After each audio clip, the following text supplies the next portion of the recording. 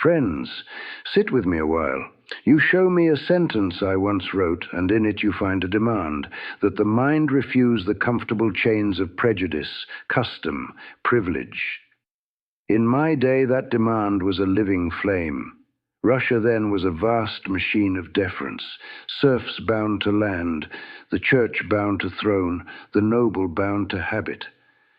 To be a free thinker in that hour was to face neighbors who mistook silence for piety and obedience for virtue.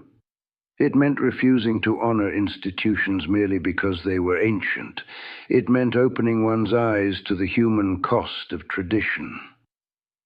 I remember arguing in print and in private that mercy, honesty, and a life of conscience mattered more than the applause of a salon. I urged simple living, the refusal of glory, the turning away from war. I was punished by mockery, by misunderstanding, by those who called my dissent naive. Yet every quiet act of clarity, teaching a serf to read, signing a petition, refusing an honor I thought unearned, was a small emancipation. Free thinking, then, was practical. It freed people to see their neighbors as human, and so to act humanely. What of our time, your time? The forms of bondage have shifted, but the test is the same. You do not wear chains visible upon wrists. They are woven of comfort, of algorithm, of the market's soft insistence. Your prejudices arrive packaged as conveniences, a feed that confirms a suspicion, a platform that rewards outrage, an industry that teaches you to trade thought for speed. Power no longer needs the lash when it can buy attention and replace conscience with branded consent. So the free thinking I advise now is both ancient and urgent. Refuse the single-story feed.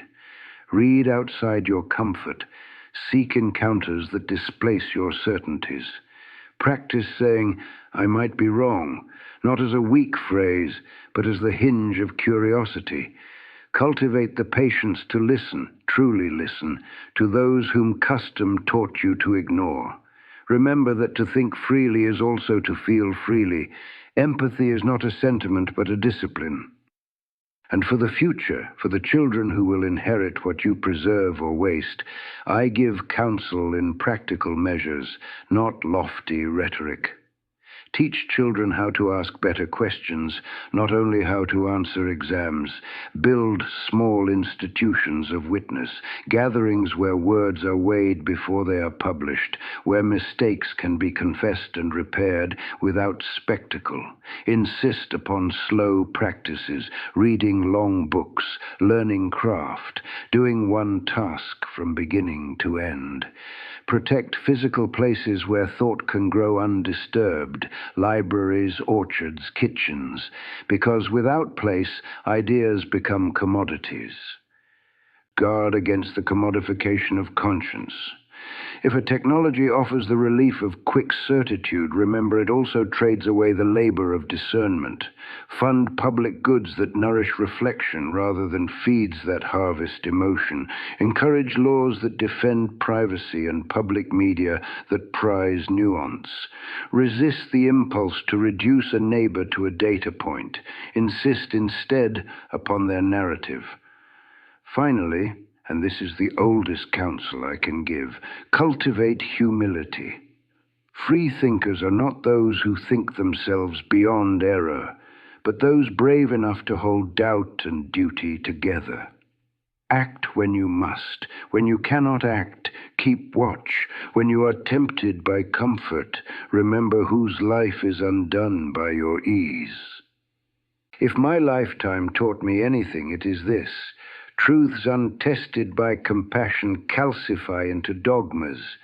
Free thinking that does not lead to better living is a vanity. Use your mind without prejudice, yes, but let that mind be married to a heart that will not be bought, a hand that will not learn only to point, and a life that chooses neighbor over reputation. That is the way, in my time and yours, to redeem thought into living goodness.